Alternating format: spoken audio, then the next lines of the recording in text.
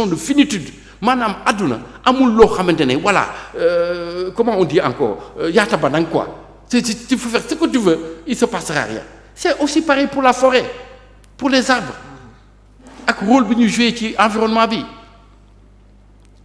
mais ñun fayda lu ñu garab on a fait la journée de l'arbre là tey lu mu dee sénégalais bu nekk sa biir kër waroon nga jëmbat benn garab mais c'est juste l'événement politique et cetera bon à part quelques associations mais li ñu ci waroon def te côté boobu aussi si on veut reverdir vraiment le Sénégal ce qui serait une excellente chose am impact d'abord sur la qualité de vie parce que les arbres moom mooy li nekk ci àdduna lu ñu xam moo xam ne mun na setal ngelaw bi ñu nooy garab rek moo ko mën amul leneen amaguñu machine boo xam ne na nga koy taal sa kër muy purifier air bi. di jël gaz carbonique di la jox aussi. voilà amagul garab rek moo ko mën ci àdduna deuxièmement garab fu mu amul suuf su baax mënu fa am maanaam une terre fertile garab le cycle du carbone nga xam ne dafa am rôle essentiel sur la fertilité garab moo ko téye te ñun suñu paysans yi xamuñu ne ñoom garab dafa am rôle bi muy jouer ci seen productivité même suñu wax nii reboisement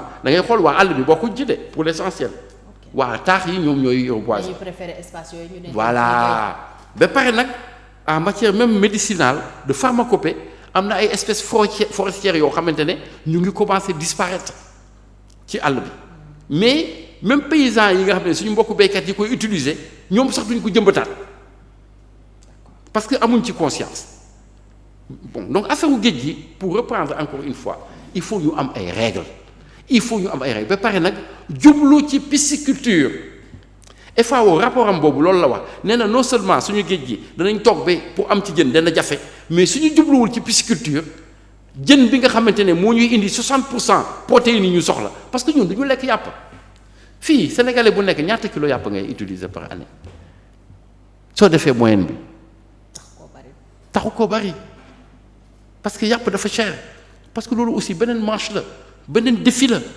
production animale yi Sénégal jotaguñu foo xamante ne yàpp bi dana doon loo xam ne c'est à portée sénégalais bi bu bëgg a lekk yàpp ngay lekk ko yow tollaguñu foofu comprendre donc loolu aussi beneen défi la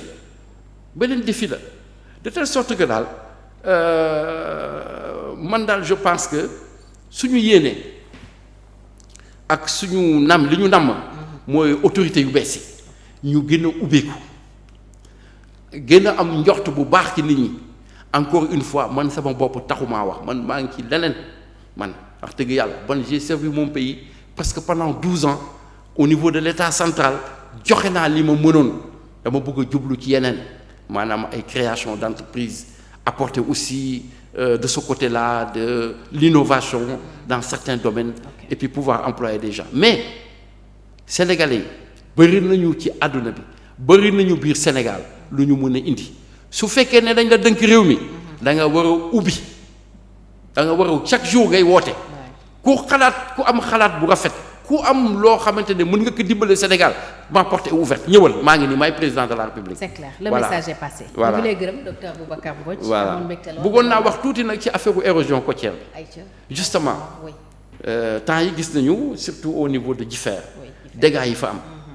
voilà justement li tax manager suñu relation ak pétrolier mu baax mu am njëriñ ñoom am nañu doole dans le cadre de la RSE par exemple ñoom mënoon na leen sas parce que ñoom ñu ngi ci biir géej gi di jëriñoo quand même alal bu nekk ci géej gi mais su fekkee ne ñun dañ leen a tiiñal bundu xatal leen mais loolu c'est pas une obligation c'est pas une obligation donc encore une fois maa ngi ñaan daal du gën a policé. mais justement bi ñu commencé exploitation bi am na ay nappkat yu bëri yu doon alerté mais aussi am na ay craintes au niveau même. mooy loolu aussi réseaux sociaux yi li ma lay wax gis nga man dem naa ci plateforme GTA bi.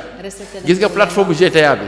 dañu ne woon suñu defee plateforme bi suñu commencé jën yi dootu fa amati et cetera xam nga lan moo am phénomène inverse les poissons pullulent autour de la plateforme xam nga li tax parce que.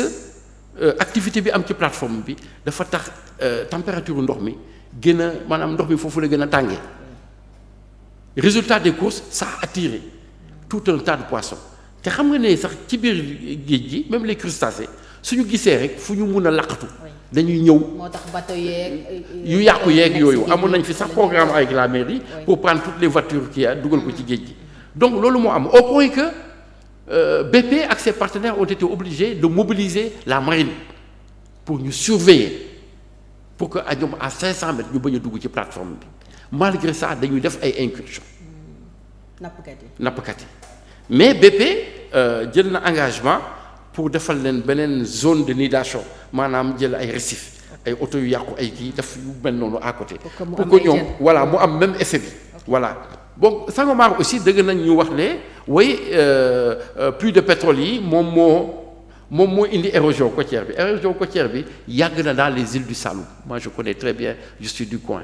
ensuite puits de pétrole soo koy dégg nekkul benn teen boo xamante ne 3 kilomètres la bu ñu gas ci géej gi.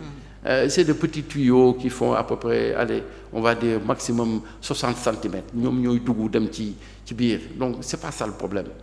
Par contre il y a un grand défi par rapport à la mangrove parce que si on regarde aussi l'accidentologie des industries pétrolières et gazières maanaam accident yi am na yoo xamante ne ñun génnuñ ci mun nañu xëy suba mu am mooy ay fuite de pétrole ou d'huile mu mën a jóge ci bateau yi transporté wala benn tuyau bu toj pétrole bi tuuru te gis nga nag mangrove boobu am ci île du Saloum jën yi nga xamante ne moo nekk ci suñu océan bi foofu la ñuy juddoo foofu la ñuy màggee ba xaw a mot tuuti ñu doog a génn doog a dem ci océan yi parce que jën bu ndaw xoolal crevettes yi lu tax du ñu génn bëccëg suñuy génn yeneen jën yi di leen lekk voilà donc ñoom dañuy dem nëbbatu ci biir mangrove bi gis nga mangrove boobu biotope boo xamante ne moom moo téye géej gi productivité géej gi yépp foofu la jóge donc loolu war nañu ut ay pexe te je dois dire que dégg naa l'ancien maire de Sokone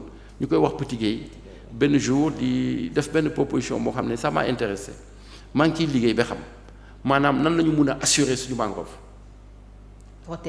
protéger ko par une assurance risque si jamais il y a un déversement parce que c'est vrai que accident bi mujjee am sur la côte est des États-Unis pétroliers yi fay nañu xaalis bu bëri mais li ñu fay méngoowul ak li yàqu te loo xam ne mënuñ ko rattraper donc fii nag donc ñun war nañu réfléchir. assurance mën na régler problème. voilà nga xamante ne voilà et puis aussi pêcheurs yi continuer liggéey ak ñoom pour ñu xam ne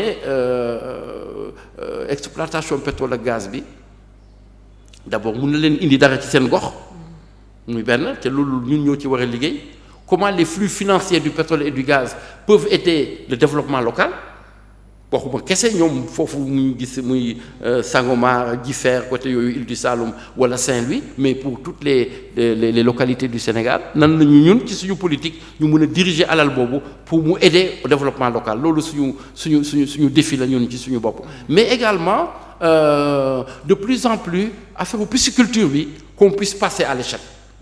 Moi j'ai eu à recevoir une promotion des techniciens en horticulture non c'est des gens même qui sont pas des techniciens ils ont eu un master ñu formé leen UCAD ñu ñëw seet si ma parce que ils avaient du mal à s'insérer loolu aussi ministre de la pêche maa ngi koy ñaan su mu nee daal tëgg benn programme boo xamante ne pour que suñu pisciculture bu dem à l'échelle en quoi faisant premièrement recruter ces jeunes-là et leur faire un benchmark maanaam yóbbu leen sur les pays yi nga xamante ne seen production piscicole léegi toll na foo xamante ne bon ñoo sont les premiers c'est la Thaïlande c'est l'Indonésie c'est le Vietnam c'est la Chine ñu dem xool pour que comme que ndox am na fi fleuve douce d'eau douce yaa ngi fii océan baa ngi fii et puis am nañu ay terres surtout les tanla nga xam ne dara ñu mën a def ay champs piscicoles yoo xamante ne ba vraiment dana wàññi pression bi ci océan bi voilà mooy ni ñu jëlee ci océan bi ñu wàññi ko mais en ayant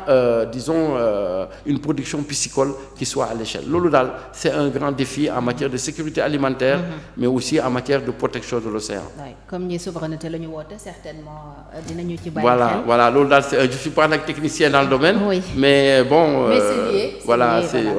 Je me rends compte que voilà même aussi pétroliers yi mun nañ leen pour ñu aider pêcheurs yi parce que pêcheur bi mun na dem nappi mais aussi su ñibbisee mun na am un champ piscicole. boo xamante ne day yar jën parce que moom loolu mooy métier donc loolu aussi mën nañ ci ñaax pétroliers yi pour ñu am na ñu dimbalee pêcheurs yi. dans le cadre de la RSE. Et on comprend leur inquiétude, mais il faut qu'ils sachent que bon voilà quoi, c'est pas l'exploitation pétrolière qui amène disons l'érosion côtière, c'est le changement climatique. C'est l'élévation des océans, du niveau des océans, c'est toutes ces vagues de chaleur que l'on voit qui créent des dégâts un peu partout. Donc nous, on n'est pas... Voilà.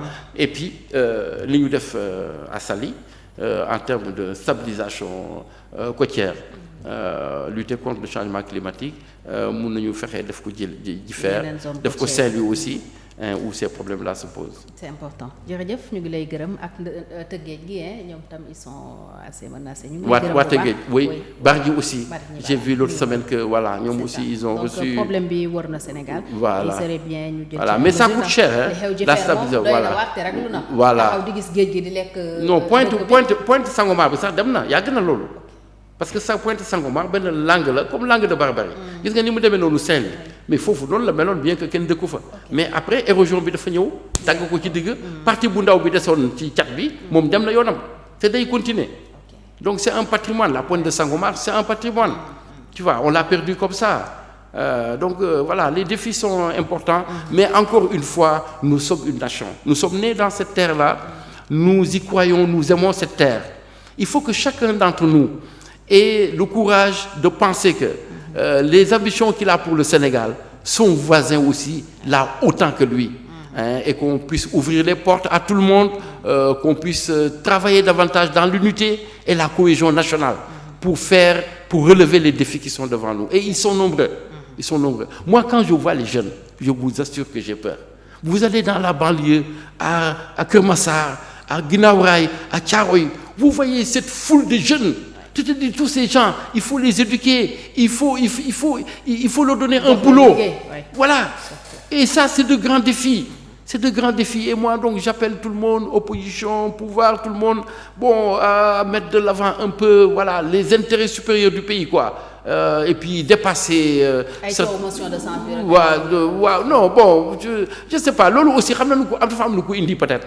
Xam nga nit ki aussi li nga leen di ji ñoom la ñuy fay. Il faut arrêter cet esprit de combat. Quand on arrive au pouvoir, le maître mot, c'est la construction. On construit. Il faut construire matin, midi et soir. Chaque jour, da nga war a yore truelle, yore ay briques ak ciment di tabax di dem.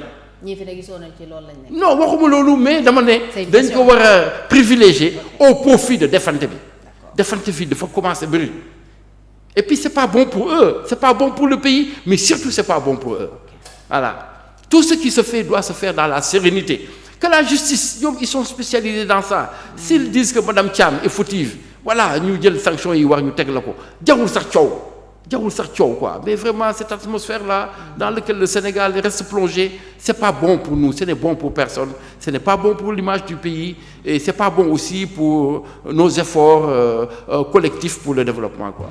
ñu ngi lay gërëm bu baax maa ngi lay sant voilà am nañu mbégte docteur ancien ministre conseiller bu président Macky Sall nga sa xel màcc aussi ci wàllu énergie ak ci wàllu environnement ñu ngi lay sant itam Tamba Danfakha mi waral xamante